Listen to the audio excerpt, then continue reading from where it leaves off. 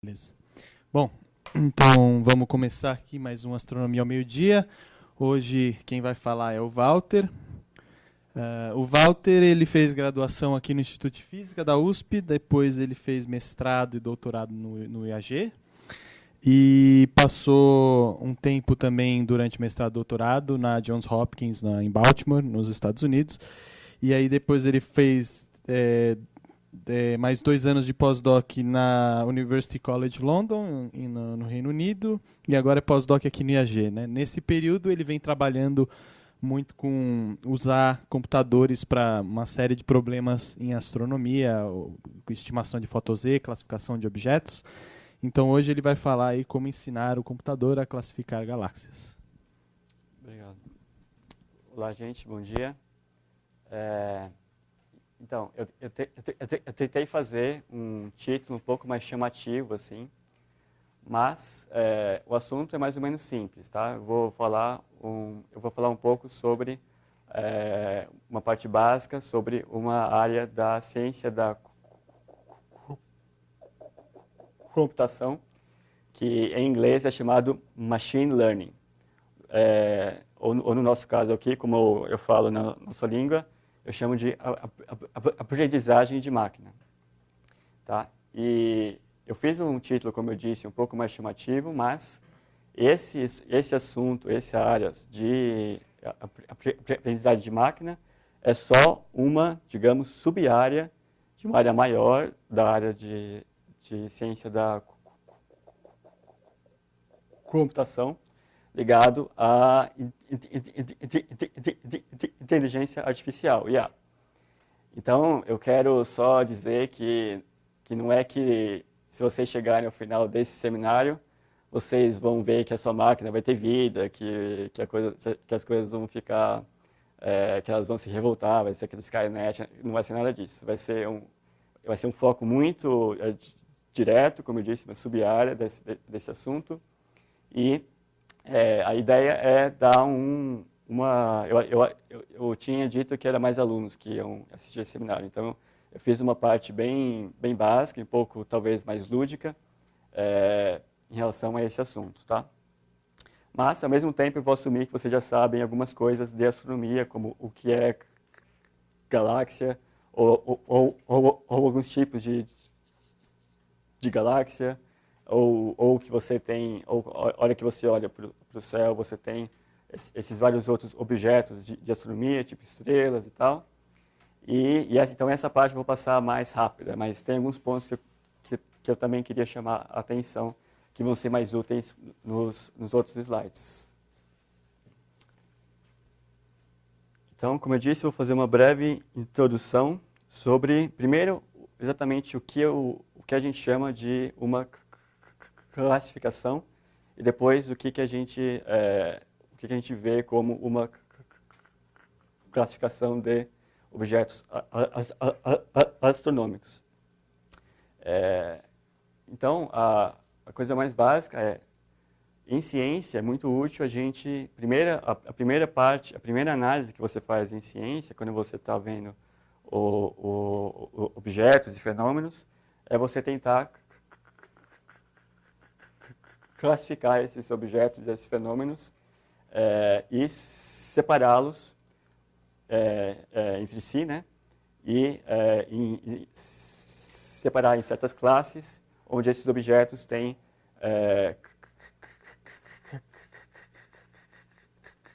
características semelhantes entre si. Isso também, em termos de ciência, tem uma relação muito próxima também com relação à nossa língua. Vocês sabem que se você for para uma área de uma ciência, eles têm uma certa língua própria deles. Então, quando eu dou um seminário, por exemplo, em astronomia, e eu cito em alguma frase mais longa, que depois eu relaciono com outras coisas. Por exemplo, se eu cito que eu vou falar sobre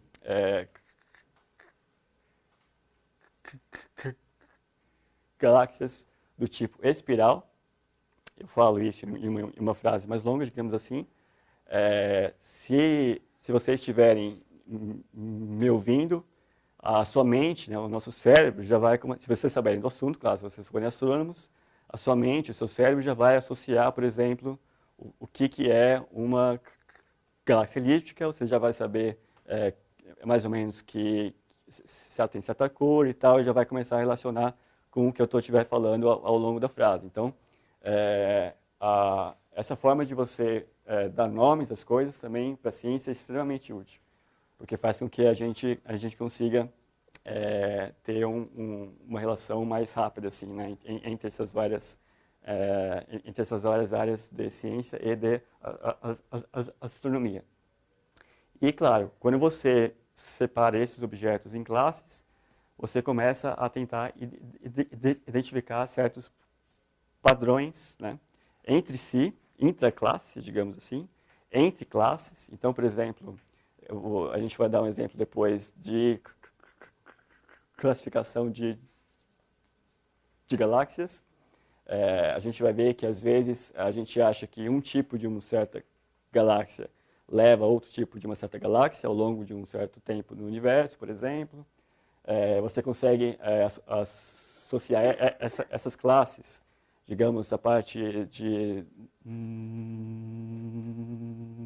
morfologia, com outros tipos de coisas que você mede, tipo cor, por exemplo. Você pode encontrar relações entre essas classes de objetos com o ambiente no espaço onde elas estão. Por exemplo, a gente sabe que se você estiver falando em galáxias que são do tipo elípticas, elas tendem a ficar juntas, né, no espaço, né, a formar certos clusters, e etc, etc. Então, finalmente, você tem várias classes de objetos de astronomia, estrelas, galáxias, planetas, claro, e algo que fica, no passado pelo menos, algo que ficava entre a estrela e a galáxia, que a gente chama de um quasar. Que depois eu vou falar um pouco disso também depois. Opa. Então, primeiro, rapidinho, falando sobre a parte de histórica, sobre a forma como a gente primeiro achou as galáxias no espaço, que a gente achava que era... Bom, a gente ainda chama algumas, né, de nebulosas. Então, são nuvens. Só que, à medida que a gente foi aprimorando os nossos telescópios e as imagens que a gente foi obtendo foram ficando mais nítidas e mais bem definidas, a gente começou a achar certas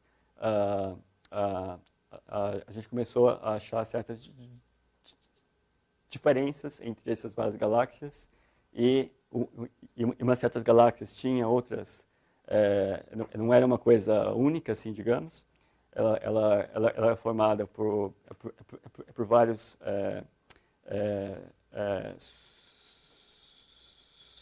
sub-regiões, digamos assim. Então, no caso aqui, eu dou um exemplo. Primeiro, essas primeiras três... Desculpa. Então, essas primeiras três imagens, é só para falar também que, no início, quando a gente não tinha ainda a placa fotográfica, as pessoas faziam no olho, né? Quer dizer, não só no olho, mas pegar uma folha de papel e começava a fazer o que ele estava vendo com o telescópio, que são essas três primeiras imagens, por exemplo, aqui. Obrigado.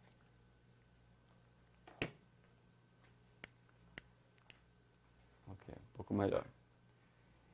E depois quando começou, digamos, como eu disse, as imagens começaram a se aprimorar, e não só os telescópios, mas a forma como a gente mede essas coisas, né? Então, primeiro veio as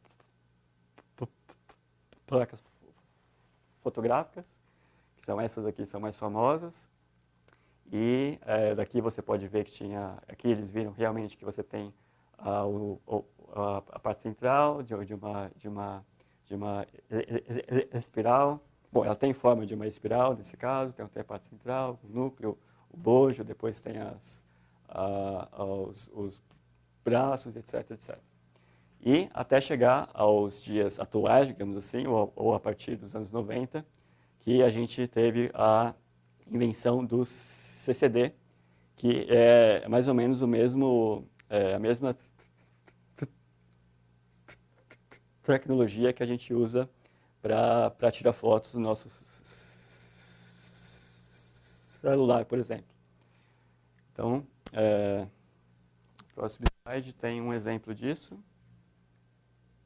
Tá? Aqui as imagens ficaram muito melhores. Aqui eu estou mostrando a parte do centro de um aglomerado próximo de galáxias, chamada Virgo. Eu dou alguns nomes para algumas coisas e você vê que tem vários tipos de objetos de galáxias já nessa imagem aqui. Então, por exemplo, aqui é muito provavelmente uma lenticular. Às vezes as pessoas acham que é elíptica, mas é lenticular. Essa está mais próxima para uma elíptica, por exemplo. Essa daqui é uma espiral, mas ela está vendo de um ângulo que não é olhando na face, né? Ela está vendo de um ângulo de perfil, etc, etc. Claro que você tem aqui no meio também outros objetos mais fracos, que na maior parte das vezes são estrelas, mas se um objeto for muito fraco, como eu vou falar mais para frente, é muito mais difícil você saber se ele é uma estrela, se ele é uma galáxia, e que tipo de objeto exatamente é o que a gente está vendo, tá? Mas enfim. E a gente está numa era agora também que é chamada de surveys. Não sei se vocês sabem todos o que é survey. É um mapa que você faz do céu.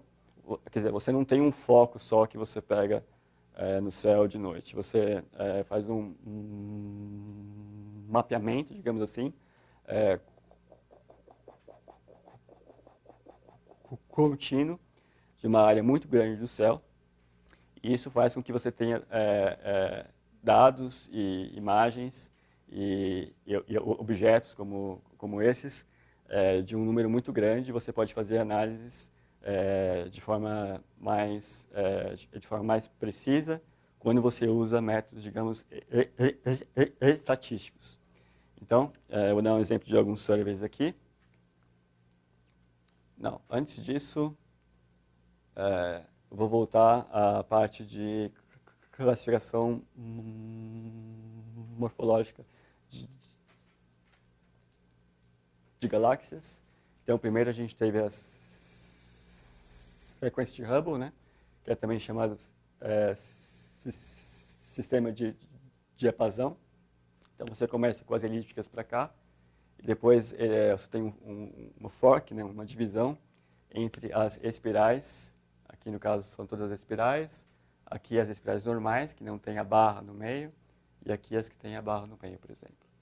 E aí, entre um e outro, como eu disse, você tem as lenticulares, que ela tem um núcleo mais em evidência, digamos assim, em relação às elípticas, e a luz dela, quando você mede do centro até a borda, ela cai de forma mais, ela fica mais fraca de forma mais rápida.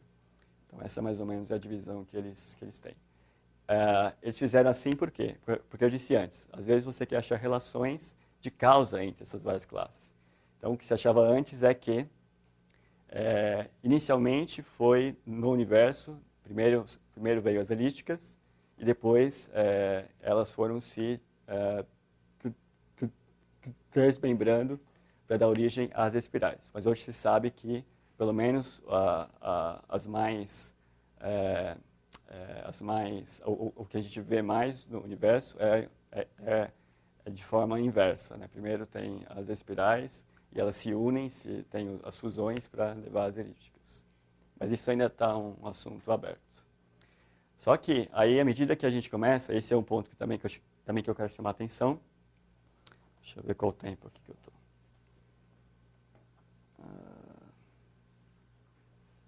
Tá. Outro ponto que eu quero chamar a atenção é que, à medida que você começa a ter classes de objetos, à medida que você começa a ter mais e mais imagens melhores, mais e mais informações sobre esses objetos, você começa a ter não só as classes, mas as subclasses relacionadas a esses objetos. Então, você subdivide as suas classes, que é o que fez em 61, mais ou menos, que foi revisto, e colocaram as lenticulares, de uma forma mais explícita, digamos assim, chamadas as S0, e outro ponto que eu também quero chamar a atenção é que, quando você faz um sistema de classificação, é útil você ter uma classe, uma não classe, digamos assim. Uma classe onde você tem certos objetos que não se enquadram em nenhuma das classes que você vê. Então, você dá um nome para isso e depois você também estuda essa não classe e também você pode fazer relações com essas outras classes. No caso, aí deram nome, aí viram que existem nebulosas ou galáxias que foram chamadas de irregulares, que não têm uma forma bem definida, e isso também tem várias razões que eu não vou entrar no mérito aqui. Mas só para dizer que isso é um fator que você deve levar em conta também. Isso pode levar a você achar novos objetos, né, no universo, né, se eles não se enquadram em nenhuma classe que você já conheça. Agora sim, na parte, a gente está chegando no meio do seminário. A gente vai ver nesses próximos slides qual é o melhor classificador exatamente, se você tiver mais ou menos as mesmas imagens, né, o humano ou a máquina. Isso muda a partir do tipo de objeto que você está vendo, né, que você está analisando. Mas, em geral, o nosso corpo, né, o nosso cérebro, na verdade, a nossa relação entre o olho, cérebro e memória humana, né, é extremamente capaz de analisar de uma forma rápida e razoavelmente precisa esses objetos que a gente vê. Então, em geral, de novo, como eu falei, isso depende das imagens ou das informações que você tem. Mas, em geral, os humanos são melhores classificadores do que as máquinas. Isso já é um ponto que se fala muito. Tá? E eu vou falar um pouco também, não sei se vocês sabem um pouco desse assunto, mas eu também gosto da parte de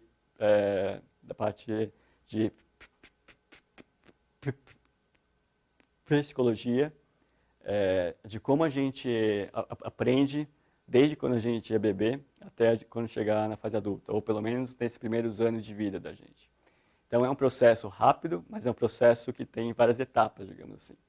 Então, a gente sabe que, fizeram vários estudos já sobre isso, a gente sabe que um bebê recém-nascido, já com 1 ou 2 semanas, já sabe reconhecer faces muito bem, rostos muito bem. Tá? Isso é algo que as máquinas, hoje em dia, são muito ruins, né? São as faces. Então, eu não sei se tem algum estudo, mas eu queria um dia fazer um estudo entre um bebê e uma máquina para saber quem sabe melhor. E mais ainda, eu li recentemente também algo que esse processo de você reconhecer face na fase de bebê, ele chega a um ponto que ele não mais evolui, ele estagna. Então, a gente não tem... Tudo bem que a gente, depois, ao longo da nossa vida, ao longo da nossa memória, a gente tem acesso, depois, a vários exemplos de vários rostos diferentes. Mas você saber, vendo o rosto, você saber que se você já viu esse rosto antes ou não, ou se é familiar ou não a você, é algo que não é muito diferente de um bebê, por exemplo, de 1 ou 2 semanas. Tá? Só que aí tem várias outras etapas até chegar a exatamente dividir esses objetos que o bebê vai depois ao longo do mundo em certas classes e fazer relações depois com o que esses objetos representam para ele, por exemplo. Um dos pontos que depois a gente vai usar para ensinar a máquina, digamos assim, é a parte de generalização ou abstração, tá? Desses objetos objetos ou imagens que a gente vê. Isso se dá mais ou menos na idade de 2 anos, e porque isso vai estar relacionado depois com a língua também, né, que a gente vai desenvolver.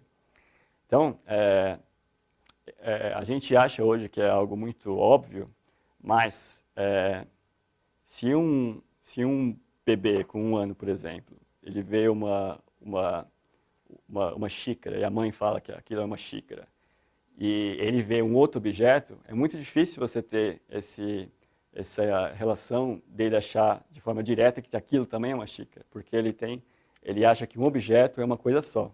Então, ele tem que realmente abstrair esse conceito e generalizar, até o ponto onde a gente chega hoje em que...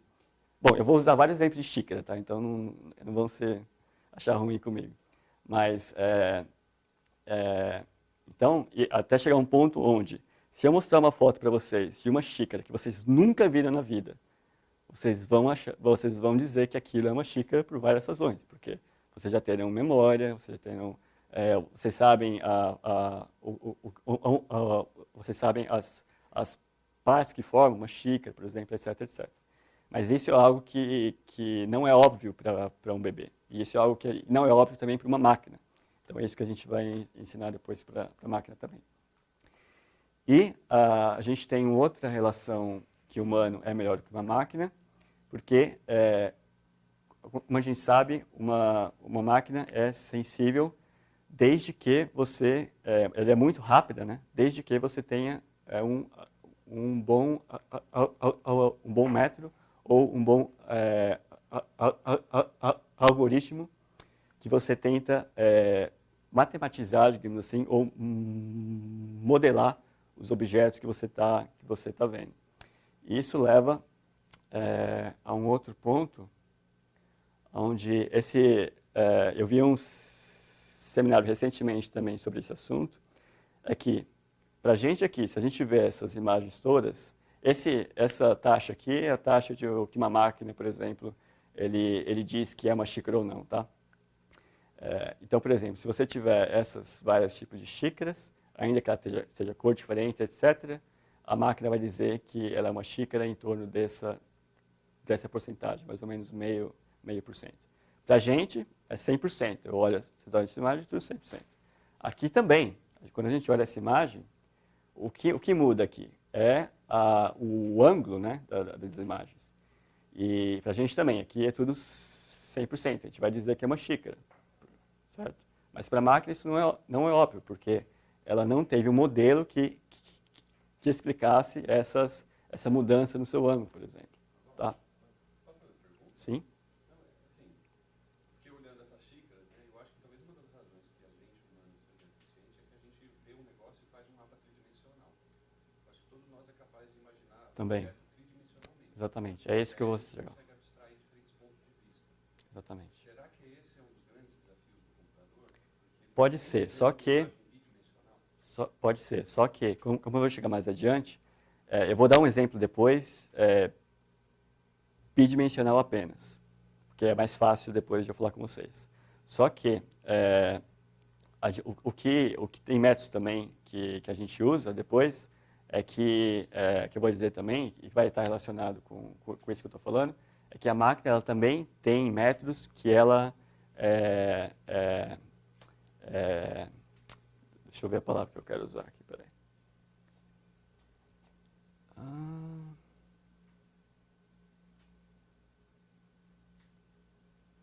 A gente também tem métodos da máquina que ela faz ajustes ou extrapolação. E ela faz isso com quantas dimensões você quiser. Entendeu? Então, mesmo que você falte alguma informação na máquina, ela consegue fazer um ajuste ou alguma coisa assim que você consegue ter um resultado melhor, quer dizer, não tão próximo quanto o humano, como você disse, mas eu vou dar um exemplo depois disso, tá? Opa. Deixa eu ver o tempo. Tá.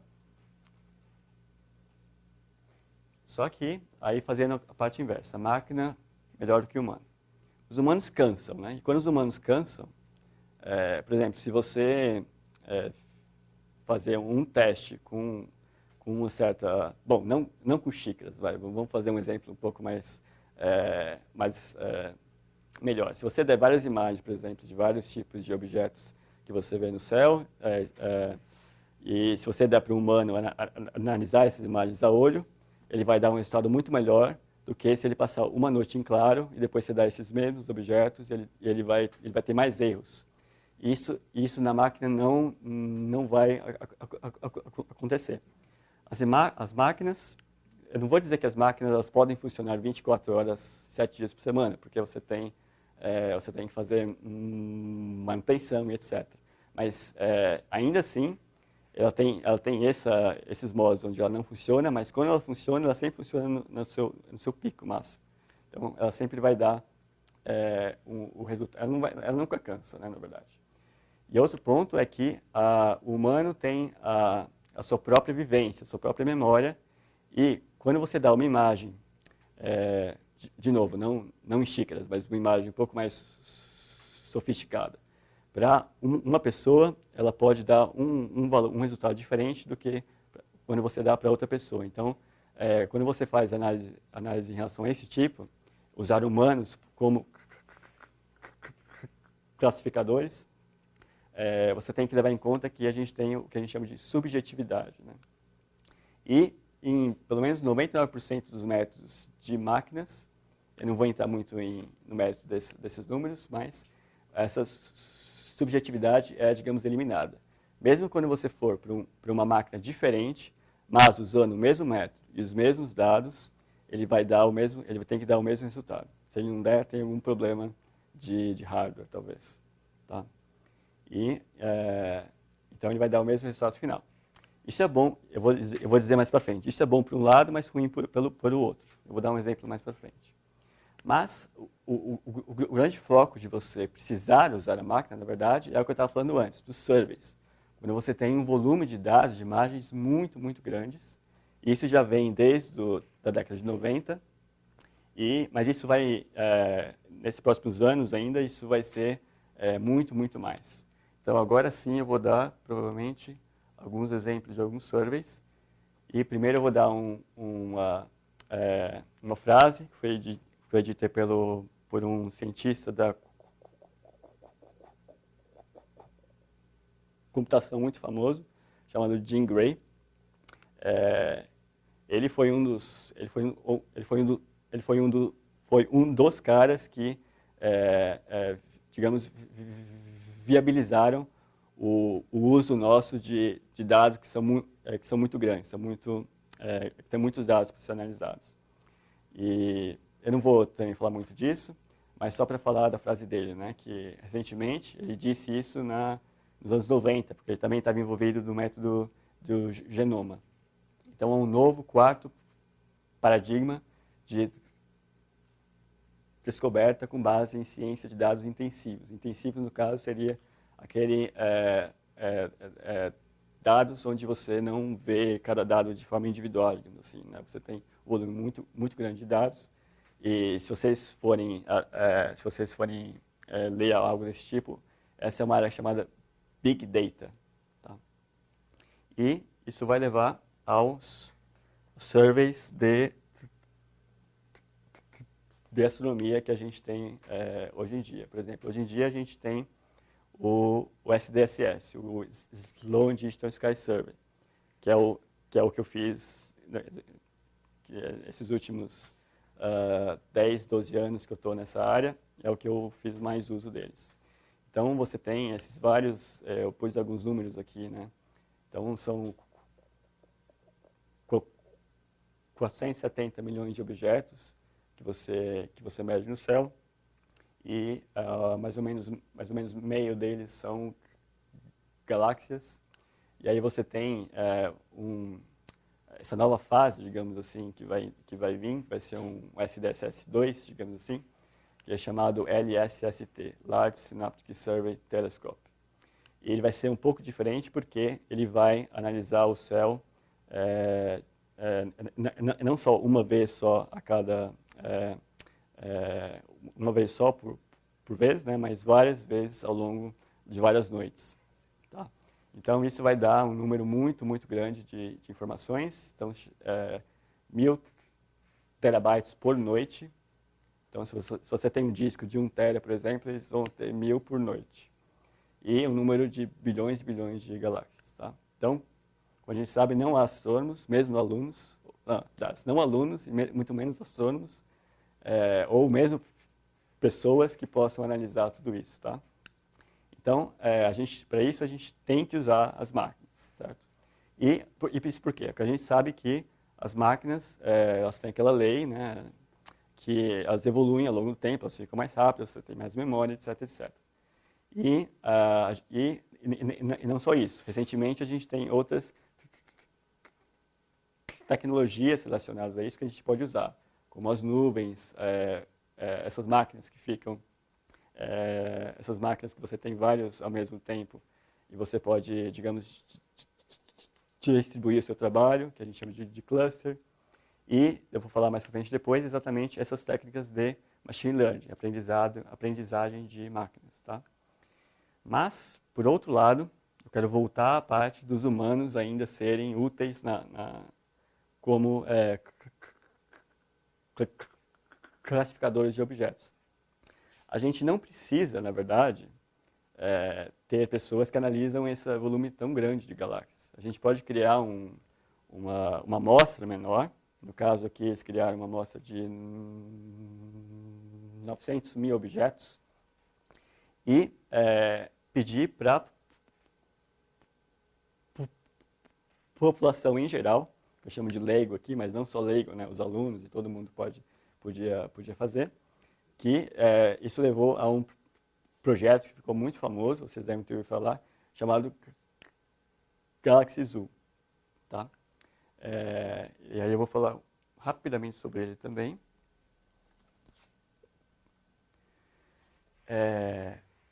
Esse foi um projeto que a gente chama, que não é exatamente, que não é do tipo crowdsourced, mas as pessoas não dão dinheiro, elas dão tempo suficiente, dão tempo. Então, se uma pessoa tiver acesso a uma máquina, acesso à rede, né? Ela pode entrar no site, ela faz um nome dela, depois ela vai ter acesso a várias imagens, onde ela pode dizer, por exemplo, isso eu acho que é uma estrela, isso eu acho que é um objeto extenso, isso eu acho que ele depois tem as subdivisões que ele pode usar, eu acho que ele tem braços espirais, blá, blá, blá, blá.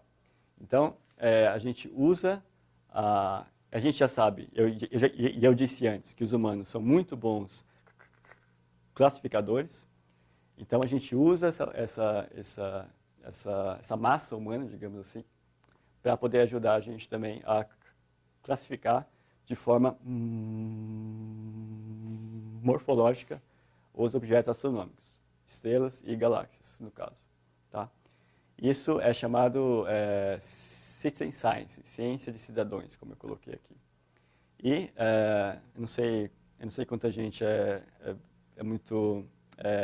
se lembra que no final da década de 90, a gente teve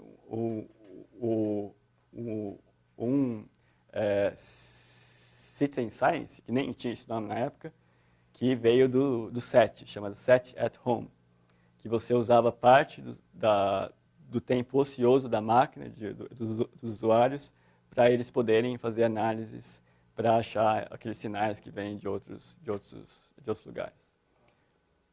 Eu não sou... Não. Tá bom. Tá, vou rapidinho agora. E, bom, o resultado foi muito, muito bom, impressionante. Muita gente ajudou, acharam objetos novos, levaram vários artigos científicos. Eu tenho um artigo científico relacionando resultados que vieram desse projeto. E depois eu vou falar mais para frente, os resultados, embora a gente não precise analisar todas aquelas milhões e bilhões de galáxias, a gente pode usar esses resultados para melhorar os nossos classificadores de máquinas. Tá? Eu vou dar um exemplo mais para frente. Vou passar mais rápido agora. Então, como a gente imita a máquina para aliás, como a gente faz com que a máquina imite a nossa relação humana. Então, um dos casos, como eu estava falando antes de bebês, é exemplos.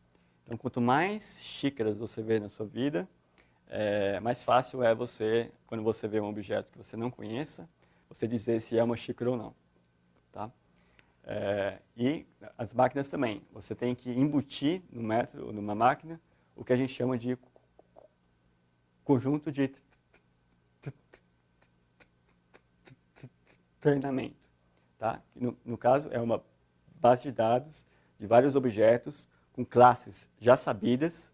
No caso aqui, de novo, do exemplo de xícara, se ela é xícara ou não xícara, por exemplo.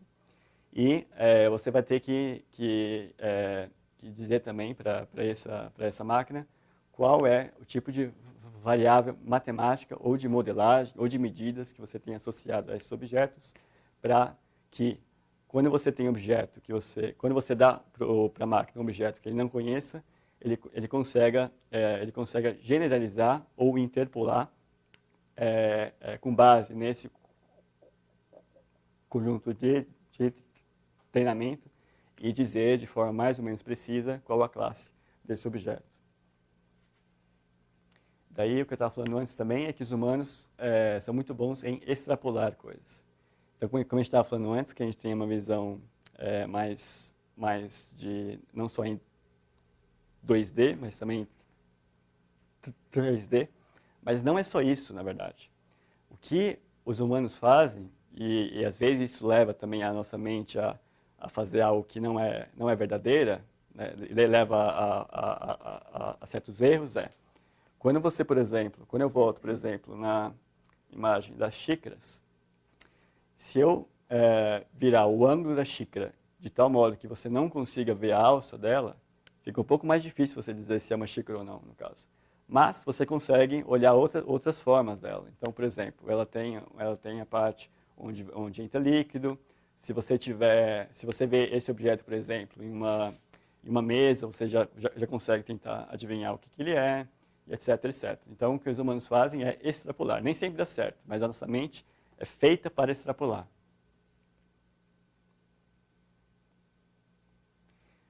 Na parte de máquina, a gente usa mais ou menos algo semelhante, mas quando você tem uma região do seu conjunto de treinamento, onde você não tem muitos dados suficientes para você dizer se é ou não uma dada classe ou não, o que a gente faz existem métodos que fazem ajustes ou extrapola para uma certa região onde você quer saber se é ou não um objeto, e depois eu vou dar um exemplo mais para frente que vai ficar mais claro, e daí ele também consegue dizer se é ou não um certo tipo de objeto. Mas, claro, de novo, não tão bom quanto o humano, ou talvez que não leva a tantos erros também como os humanos, nesse caso, a princípio. E existem casos mais difíceis ainda, né? Quando você por exemplo, você vê uma xícara que é tão incomum que você fica até em dúvida. E aí, como eu disse, você relaciona com outras formas do seu ambiente, dos seus outros sentidos. Você tem o cheiro, se ele tem cheiro de chá, se ele está numa mesa, armário de cozinha, forma, etc, etc.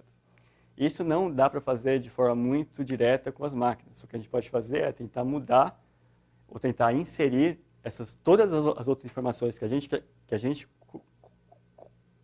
conseguir obter de um objeto e embutir isso no conjunto de treinamento, mesmo que a priori a gente não sabe se certas informações vão ser úteis ou não. Tá? Então, se você estiver usando um método razoavelmente bom, ele vai usar as informações úteis, não só, quer dizer, ele vai usar as informações todas que você der, mas ele vai dar um peso maior, digamos assim, nas informações que são úteis. Só que você tem que tomar cuidado, porque isso pode aumentar muito o tempo que ele leva para... À medida que você aumenta o número de variáveis, digamos assim, isso pode aumentar muito o tempo que ele leva para te dar o resultado, muito mais do que os humanos. Em astronomia, isso não é muito crítico. A gente pode usar o cluster, a gente espera um dia, por exemplo, até esse resultado, não é tão ruim. Mas em robótica, eu sempre gosto de mostrar esse GIF. Não sei se vai sair o GIF agora. Opa. Enfim, mas é um robô que ele acerta o lado onde onde a bola vai vir com os olhos. Primeiro ele tem que saber que ele está vendo a bola mesmo, ou seja, ele tem que saber que aquilo é uma bola e não outro objeto. E aí tem que saber aí isso entra em outras partes também da inteligência artificial, né? Tem certos olhos, digamos assim, onde ele vai ver a posição dessa bola ao longo do tempo e tal e tal. Só que, acho que não vai mostrar aqui, mas a bola vai chegar nesse ponto aqui, ele vai cair do lado certo, mas ele vai cair com 1 segundo depois.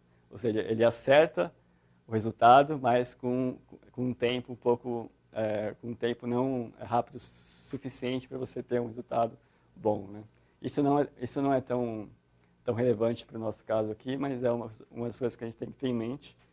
Quando, por exemplo, você aumentar muito o tempo, aí você precisa esperar semanas, aí você tem que fazer outros tipos de análise ou reduzir o número de variáveis que você coloca nesse conjunto. Deixa eu ver quantos. Tá. Eu dei um título do meu seminário um pouco mais, eu acho que era um pouco mais,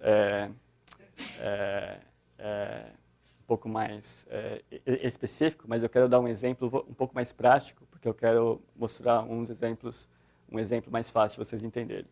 No caso aqui, eu não vou estar classificando tipos de galáxias, eu vou estar simplesmente dizendo para uma máquina se ela vai me dizer se é uma galáxia ou uma estrela. Então, no caso, eu fiz esse plot aqui. Esse plot diz que no eixo X é o que a gente chama de sinal em função do ruído. Isso significa que quando eu vou mais para a esquerda aqui, os objetos ficam mais luminosos, digamos, ficam mais brilhantes. Quando você vai para cá, eles ficam mais fracos. E aqui é uma medida, FWHM, que eu pus aqui, é uma medida de quão largo é esse objeto que você está medindo. Então, como vocês podem adivinhar, quando você tem um objeto no céu que é mais extenso, ou seja, quando você aumenta esse eixo aqui, ele vai estar mais associado às galáxias. Quando você diminui, que é essa região aqui, ele vai estar mais associado à estrela. O problema é, tanto no caso humanos quanto no caso das máquinas, é quando você chega numa situação onde o objeto é suficientemente fraco e suficientemente pequeno, tá? E aí você vai ter uma região aqui onde você não vai ter onde a máquina não vai te dar uma resposta muito boa se ele é uma estrela ou uma galáxia, tá? E aí eu vou dar um método mais simples de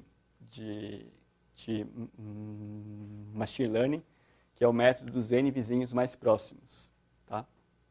Então, por exemplo, quando você está numa região desse tipo, que para ser mais fácil, eu fiz o exemplo só que tenha 2D, digamos assim, de informações.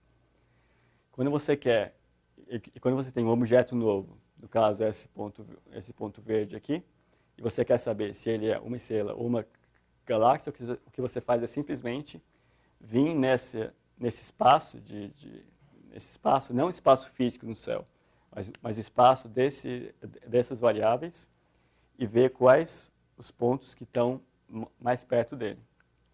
Isso muda um pouco à medida que você aumenta o raio em função. Isso é algo que eu não vou dizer muito aqui. Mas, se você, por exemplo, dizer que você quer analisar, em função desse ponto que você não conheça, os vizinhos que estão, os 3 mais próximos vizinhos nesse espaço, em relação a esse ponto que você quer descobrir, no caso aqui você vai ter uma galáxia e 2 estrelas. Tá? Então ele vai dizer que esse objeto é uma estrela com um certo grau de probabilidade. E essa probabilidade pode ser dada pela fração de vizinhos que você tem de classes diferentes.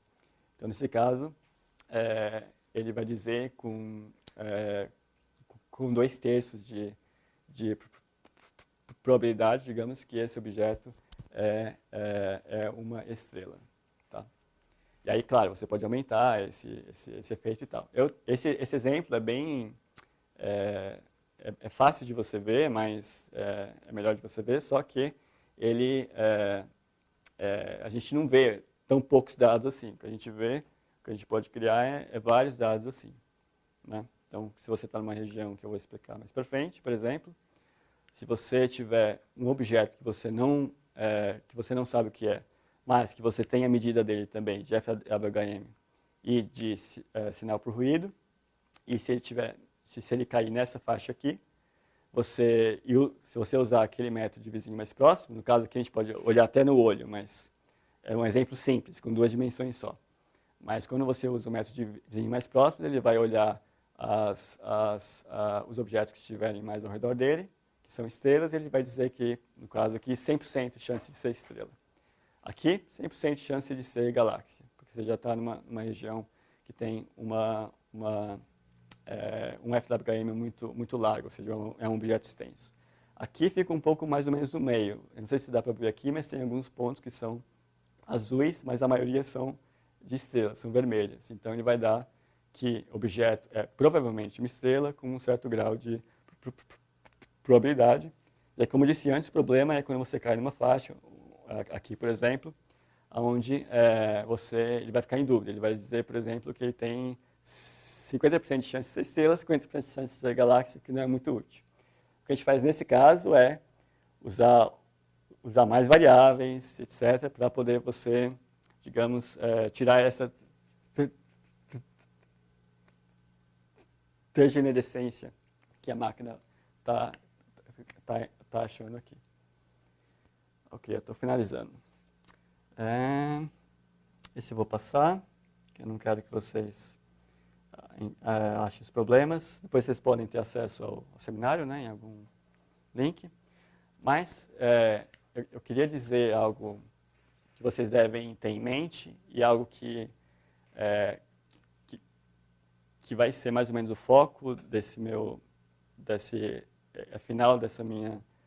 seminário, e isso vai valer mais para os alunos que estão assistindo também, que a astronomia pode e deve utilizar métodos computacionais e estatísticos atuais para resolver os nossos problemas, principalmente nessa área, como eu disse, essa área que a gente está agora, que a gente tem um volume muito grande de dados.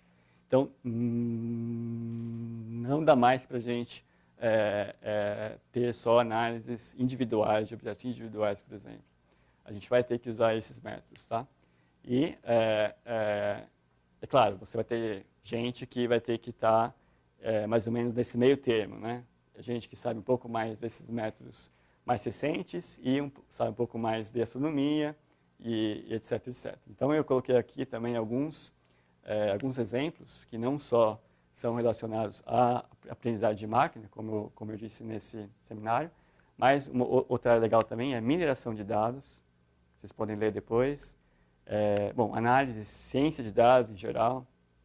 Você tem outros tipos de métodos estatísticos que são mais viáveis, digamos assim, para essa fase de Big Data. Outra área legal é visualização de dados. Recentemente eu vi um seminário onde estavam usando aquele VR, aquela coisa para você ter acesso a todo o universo, assim, ao espaço e tal.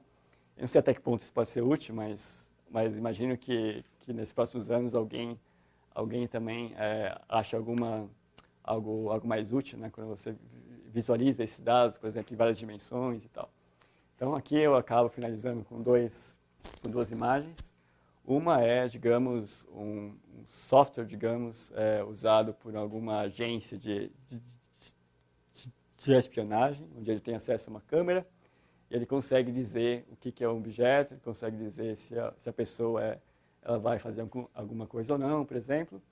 E é claro que esses softwares aqui não são públicos, né? Eles não devem ser públicos, mas a gente tem também acesso a esses outros métodos e que a gente pode aplicar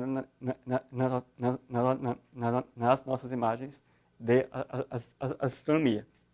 Claro, tem certos limites, por exemplo, aqui é uma estrela muito brilhante, Então, eu digo que é quase 100% de chance de ser estrela, aqui um objeto mais ou menos regular, aqui é uma estrela bem fraquinha, então você não sabe se é uma estrela ou uma elíptica, por exemplo. Mas o que eu quero que os alunos saiam daqui sabendo é que não fiquem mais olhando para trás e olhando que os seus olhando o que se fazia antes. Leem coisas recentes dessas áreas todas e tentam realmente aplicar esses métodos, tá? E é isso. Aqui eu ponho uma referência de várias pessoas que me ajudaram, vários projetos que vocês podem ver depois, alguns livros também interessantes, as ferramentas que eu usei, etc, etc. E é isso. Obrigado.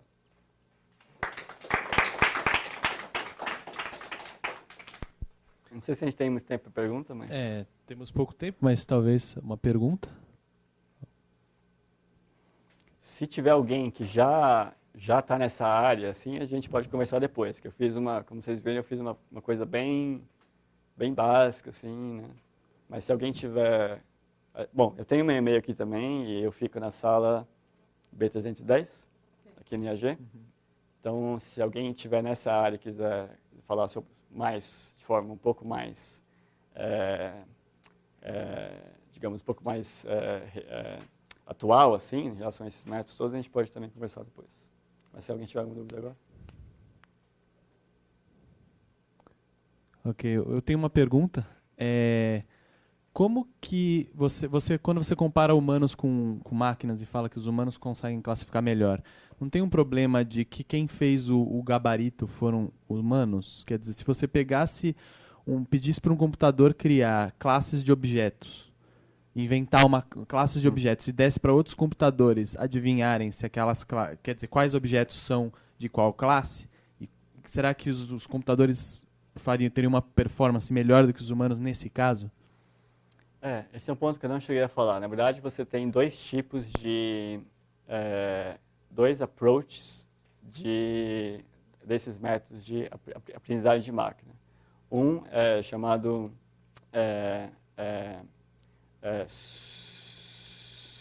supervisor, quando você dá as informações que você quer.